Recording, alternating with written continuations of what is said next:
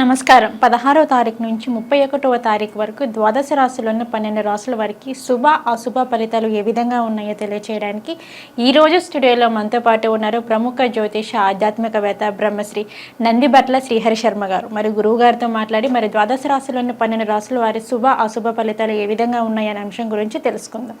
నమస్కారం గురువు గారు. వాగర్థావివ సంపృక్తౌ వాగర్థ ప్రతిపత్తయే జగతః పితరౌ వందే పార్వతీ పరమేశ్వరౌ. సదాశివసమారంభాం శంకరాచార్య మధ్యమాం అస్మదాచార్యపర్యంతం వందే గురుపరంపరాం. ఆదిత్యాయ చ సోమాయ మంగళాయ బుధాయ చ గురుశుక్రశనిభ్యశ్చ రాహవే కేతవే నమః. శృంగేరి పీఠాధిపతులు కంచి పీఠాధిపతులకి నమస్కారములు తెలియజేసుకుంటూ కార్యక్రమాన్ని ప్రారంభిద్దాం. గురుగారు, కన్యా రాశి వారికి వచ్చేసి 16వ తారీఖు నుంచి 31వ తారీఖు వరకు మరి ఈ రాశి యొక్క ఫలితాలు ఏ విధంగా ఉన్నాయో మాకు ఒకసారి తెలియచేయండి గురువు గారు. కన్యా రాశి వారికి సంబంధించి చూసుకున్నట్లయితే ఈ యొక్క 16వ తారీఖు నుంచి 31వ తారీఖు వరకు ఏ విధంగా ఉండబోతుంది అనేటువంటి విషయాన్ని తెలుసుకునేందుకు గ్రహ సంచారం ఒకసారి తెలియజేసుకుందాం. కన్యా రాశి వారికి రాశిలోని కేతు, సప్తమ స్థానంలో రాహు, షష్టమ స్థానంలో శని వక్రీకరించి స్థితి పొంది ఉండడం, నవమ స్థానంలో కుజ గురువుల యొక్క కలయిక, లాభస్థానంలో రవి శుక్ర బుధులు. ఇక్కడ గమనించుకున్నట్లయితే గ్రహాల యొక్క అనుగ్రహం సంపూర్ణంగా లేకపోవడం అనగా ఈ యొక్క జరుగుతున్నటువంటి రోజుల్లో మీకు అశుభ ఫలితాలు ఎక్కువగా ఉండడం, ఈ కారణం చేత కొంతవరకు కన్యా రాశి వారికి సంబంధించి ఇబ్బందికర పరిస్థితులు అనేటువంటివి తలెత్తేటువంటి అవకాశాలు ఉన్నాయి జాగ్రత్తగా గమనించుకున్నట్లయితే.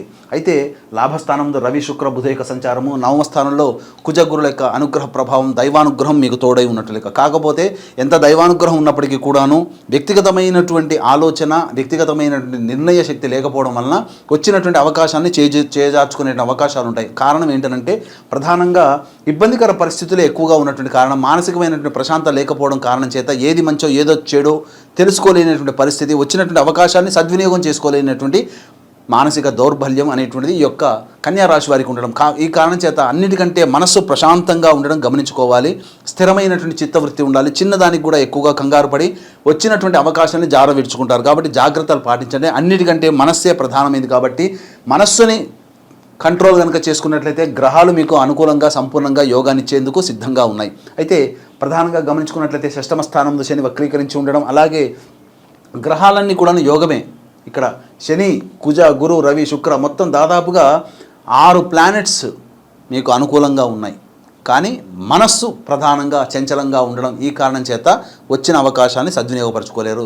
వ్యాపారస్తులకి లాభసాటిగా ఉంటుంది. అలాగే అధిక ధన వ్యయం అయ్యేటువంటి అవకాశాలు కూడా ఎక్కువగా ఉన్నాయి. వచ్చిన లాభము ఖర్చు అధికంగా ఉండడం, వెరసి ఖర్చు అధికంగా ఉంటుంది. అలాగే ఏ పని చేసినప్పటికీ కూడాను బాగా చెమటోడిచి కష్టపడితే తప్ప ఫలితాలు పొందాలనేటువంటి పరిస్థితి. కాబట్టి జాగ్రత్తలు పాటించండి. ఇక గమనించుకున్నట్లయితే ఈ యొక్క కన్యా రాశి వారికి సంబంధించి విద్యార్థులకి చాలా కష్టపడితే తప్ప శుభ ఫలితాలు పొందలేరు. అయితే ఒకటి ప్రధానంగా విదేశీయానం, విదేశీ విద్యకు సంబంధించినటువంటి చేయి ప్రయత్నాలు కొలిక్కి వస్తాయి అని చెప్పడంలో ఏమాత్రం సందేహం లేదు. అయితే వివాహ ప్రయత్నాలకు సంబంధించి 1-2 సార్లు ఆలోచిస్తే తప్ప నిర్ణయాలు తీసుకోలేనటువంటి పరిస్థితి. కాబట్టి పెద్దవాళ్ళ యొక్క సహాయ సహకారాలు తీసుకొని వివాహ నిర్ణయాలు తీసుకుంటే మీకు వివాహ నిశ్చయమైనటువంటి అవకాశాలు ఎక్కువగా నేను చెప్పొచ్చు. ఇక వ్యాపారస్తులకి, చిరుద్యోగస్తులకి, అలాగే చేతి వృత్తి, కుల వృత్తుల్లో ఉన్నటువంటి వారికి లాభదాయకంగా ఉన్నప్పటికీ కూడా ఖర్చు అధికంగా కనబడుతుంది. కాబట్టి జాగ్రత్తలు పాటించండి. ఏ రోజుల్లో మంచి జరుగుతుంది, ఏ రోజుల్లో ఖర్చు ఉంటుంది.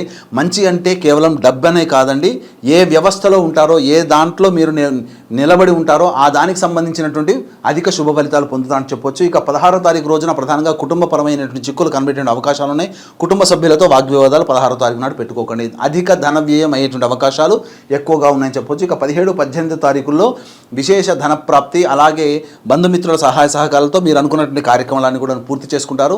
ముఖ్యంగా సహాయ సహకారాలు అందడం వల్ల మీకు ఆనందంగా ఈ యొక్క 17, 18 తారీఖుల్లో మీకు గడుస్తుందని చెప్పవచ్చు. ఇక 19, 20, 21 తారీఖుల్లో తల్లిగారి ఆరోగ్యం పట్ల జాగ్రత్తలు పాటించాలి. వాహనాన్ని నడిపేటప్పుడు జాగ్రత్తలు పాటించాలి.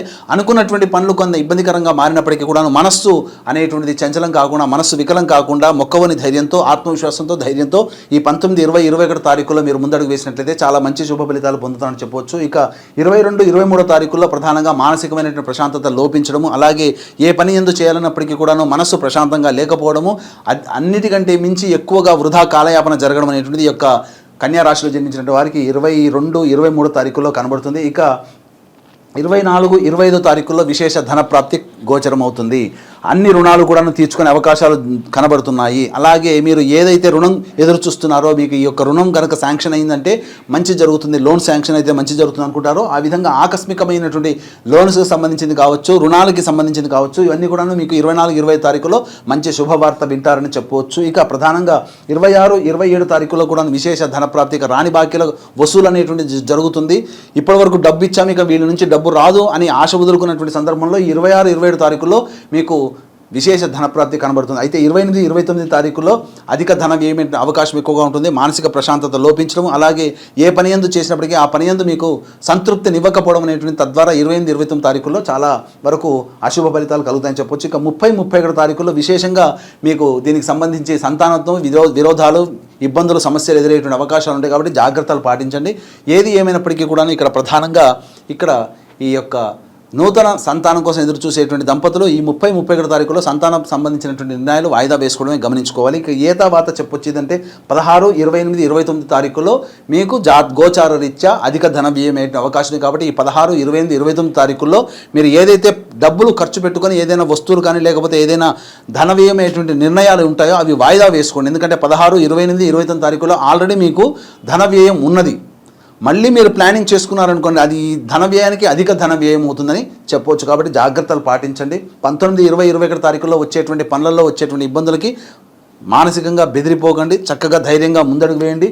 అలాగే 17, 18, 24, 25, 26, 27 తారీఖుల్లో మీకు విశేష ధనప్రాప్తి, ఆనందకరంగా గడిపేటువంటి రోజులు ఉన్నాయి. ఎంతటి వాడికైనప్పటికీ కూడా దైవానుగ్రహం తోడైతేనే అన్ని రకాల సమస్యల్ని పరిష్కరించుకోగలుగుతారు. కాబట్టి దీన్ని దృష్టిలో పెట్టుకొని శ్రీకాళహస్తి క్షేత్రంలో ఈ నెల 21 తారీఖు రోజున గురు పౌర్ణమి సందర్భంగా రాహుకేతు పూజ, అలాగే విద్యార్థుల కోసం సరస్వతి దక్షిణామూర్తి హోమాలు, మరియు విద్య, ఉద్యోగం, వివాహం, దాంపత్యం, సంతానం, అనారోగ్య సమస్యల నివారణకి 18 రకాల హోమాదులతో పాటు వృషభ, మిథున, కర్కాటక, సింహ, తుల, వృశ్చిక, మకర, కుంభమీన రాశిలో జన్మించినటువంటి వారికి శనిదోష పరిహారార్థమే శనీశ్వర హోమము, అఘోర పాశుపత మంత్ర హోమాదులు అనేటువంటివి ఈ యొక్క సంబంధించినటువంటి గురు పౌర్ణమి సందర్భంగా మధ్యాహ్నం 3 గంటలకి కార్యక్రమం ప్రారంభమవుతుంది. 3 గంటల లోపల ఈ యొక్క కార్యక్రమాన్ని గోతనామాదులు నమోదు చేసుకోవచ్చు. అలాగే మా పీఠం ఆధ్వర్యంలో కేవలం 1500 రూపాయలకి ఈ కార్యక్రమాలు జరిపించడం జరుగుతుంది.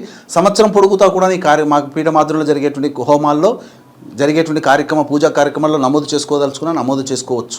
ఓకే గురువుగారు, కన్యారాశి వారికి వచ్చేసి 16 నుంచి 31 వరకు శుభ అశుభ ఫలితాలు ఏ విధంగా ఉన్నాయో తెలియజేశారు. అలాగే వీరికి 16 నుంచి 31 తారీఖు వరకు వీరికి మరింత ఫలితాలు కలగాలి అన్నా కానీ మీరు ఎటువంటి పరిహారం చేసుకోవాలి అంటారు? కన్యారాశి వారికి సంబంధించి ప్రధానంగా శివాలయానికి చేరుకోండి. మీకు సమస్య వచ్చినప్పుడు ఒక 5 రోజుల పాటు ప్రతిరోజు గరికతో గణపతికి అష్టోత్తర పూజ చేసి గణపతికి అభిషేకం జరిపించండి.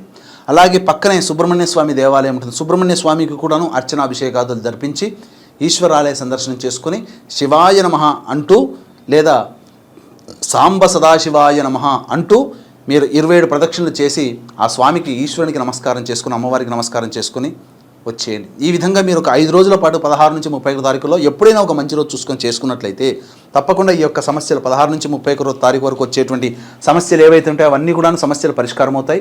ఇంకా సమస్యలు అధికంగా ఉన్నాయంటే మీ జాతకంలో ఏవైనా ఇబ్బందికర పరిస్థితులు ఉన్నాయని చెప్పవచ్చు. కాబట్టి దాని దగ్గరలోని మంచి ఉపాసనాపరులైనటువంటి పండితులను సంప్రదించి మీరు తగు నిర్ణయం తీసుకుంటే ఇంకా సమస్యలన్నీ కూడా ప్రశాంతంగా శాంతిస్తాయని చెప్పడంలో ఏమాత్రం సందేహం లేదు. ఓకే గురుగారు, కన్యా రాశి వారికి వచ్చేసి 16వ తారీఖు నుంచి 31 తారీఖు వరకు ఫలితాలు ఏ విధంగా ఉన్నాయి అనే అంశం గురించి అయితే మాకు తెలియజేశారు. ధన్యవాదాలు గురుగారు. సర్వం శ్రీ ఉమామహేశ్వర పరబ్రహ్మార్పణమస్తు.